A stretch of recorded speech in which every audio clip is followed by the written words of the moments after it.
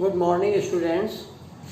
Class 8 में exercise 3.4 start करते हैं। आज लास्ट टर्न पर आपको हमने कुछ स्पेशल पैरेललोग्राम्स के बारे में बताया था, जिसमें रोम्बस थी, स्क्वायर था और रेक्टेंगल था। अब उन्हीं के बेस पर आपको फर्स्ट क्वेश्चन में स्टेट वेदर ट्रू और फॉल्स लिखना है। तो हम इसके ट्रू के लिए टी लिख सकते हैं, फॉल्स के लिए एफ लिख सकते हैं। All rectangles are squares. जब हमने रेक्टेंगल और स्क्वायर के बारे में समझाया था कि रेक्टेंगल की क्या प्रॉपर्टी थी, अपोजिट साइड्स आर इक्वल, जबकि स्क्वायर में ऑल साइड्स आर इक्वल। तो क्या रेक्टेंगल स्क्वायर हो सकता है? हो सकता है क्या? नहीं हो सकता। तो क्या हुआ, ये फॉल्स हुआ। तो इसको हम क्या लिखेंगे, एफ।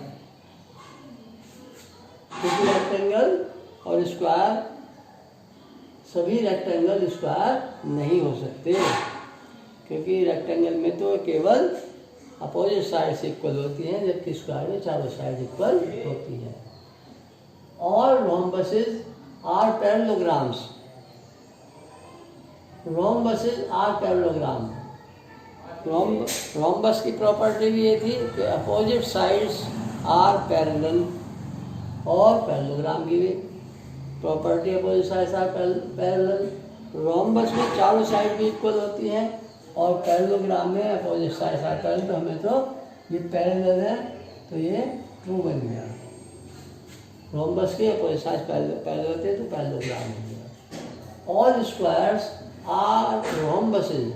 सभी स्क्वायर रोम्बसेस होते हैं, एंड आल्सो रेक्टेंगल।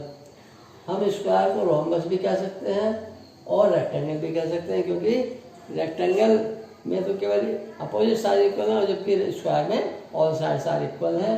तो ये भी ट्रू हो गया। All squares are not parallelograms. सभी स्क्वायर पैरेललोग्राम नहीं होते, जबकि सभी स्क्वायर पैरेललोग्राम होते हैं। होते होते नोट ना होता तो ट्रू हो गया, और नोट लग गया तो फॉल्स हो गया। All kites are rhombuses. आपको काइट और रोम्बस के बारे में समझाया था लास्ट टर्म पर कि ऑल काइट्स आर रोम्बस नहीं हो सकते।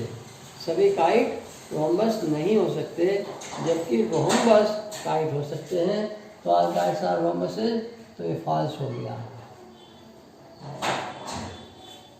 और ऑल रोम्बसेस आर काइट्स, ये ट्रू हो गया, क्योंकि रोम्बस को हम काइट कह सकते हैं, लेकिन काइट को रोम्बस नहीं कह सकते। All parallelograms are trapezium.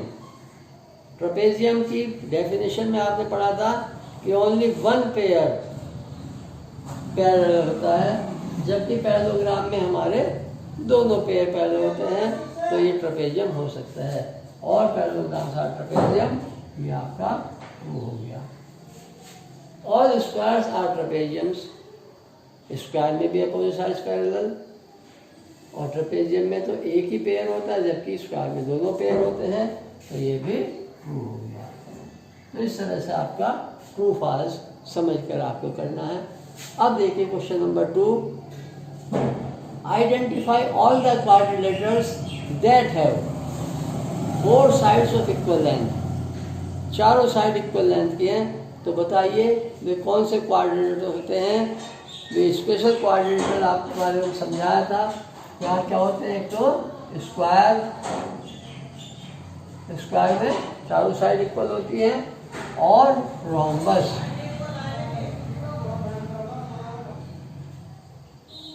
में भी चारों साइड इक्वल लेंथ की होती हैं। तो 4 साइड्स ऑफ इक्वल लेंथ की हमारे पास ये हो गए। 2 ट्रेपेजियम है, 2 क्वाड्रिलेटर हैं जो स्क्वायर और रोम्बस है, जिनमें चारों साइड इक्वल लेंथ की होती हैं। और किसी रेक्टेंगल में चारों साइड इक्वल लेंथ की नहीं होती, ट्रेपेजियम में चारों साइड इक्वल लेंथ की नहीं होती, क्वाड्रिलेटर में कोई चारों साइड इक्वल लेंथ की नहीं होती। अब देखिए 4 राइट एंगल्स, जिनमें चारों राइट एंगल हो।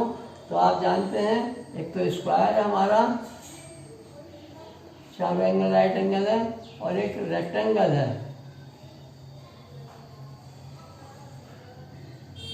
जिसमें चारों साइड चारों राइट एंगल होते हैं और किसी में राइट एंगल नहीं होते।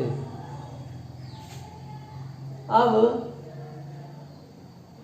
Explain how a square is, explain how a square is a quadrilateral. एक स्क्वायर क्वाड्रिलेटरल क्यों कहलाता है? क्वाड्रिलेटरल क्या डेफिनेशन? स्टार्ट हुआ था क्वाड्रिलेटर से। A closed figure with 4 side is called a quadrilateral. और स्क्वायर में कितनी साइड होती हैं? 4 ही साइड होती हैं, और वो भी क्लोज होता है। तो क्या लिखेंगे? A square has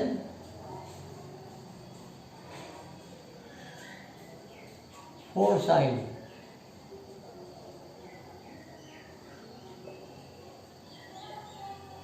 So, the square is a quadrilateral.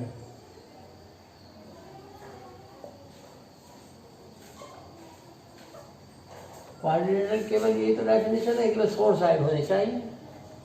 ये पैरेललोग्राम कैसे हुआ स्क्वायर? अब बताइए पैरेललोग्राम की क्या डेफिनेशन है? पैरेललोग्राम में अपोजिट साइड्स आर पैरेलल, और स्क्वायर में भी अपोजिट साइड्स आर पैरेलल। देखते हैं, ए स्क्वायर है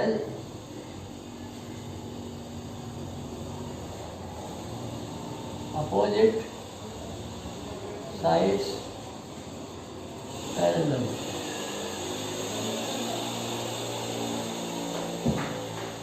सो स्क्वायर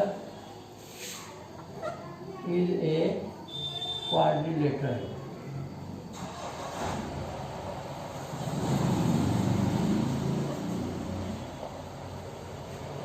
अब बताना है रोम्बस। स्क्वायर रोम्बस क्यों है?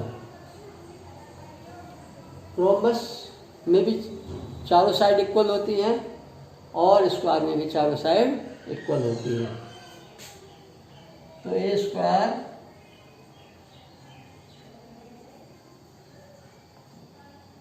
Has 4 sides of equal length.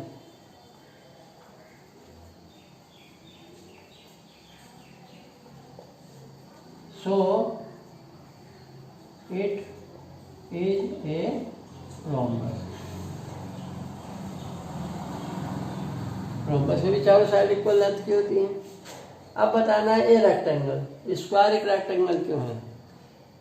आप जानते हैं कि रेक्टेंगल की अपोजिट साइड्स आर इक्वल और all angles are right angle, while square has all sides equal. Opposite, इसमें तो केवल अपोजिट साइड्स इक्वल हैं और इसमें ऑल साइड्स आर इक्वल हैं। तो और चारों एंगल भी हमारे 90 डिग्री के होते हैं स्क्वायर में। तो square is a rectangle. A square is a, यहाँ देखिए, a square has all sides equal, या इसको हम अपोजिट साइड्स इक्वल कर सकते हैं। Opposite sides equal length and all angles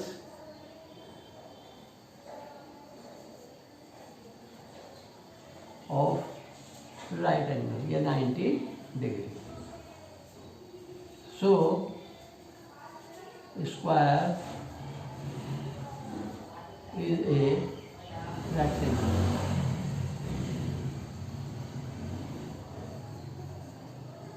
Okay.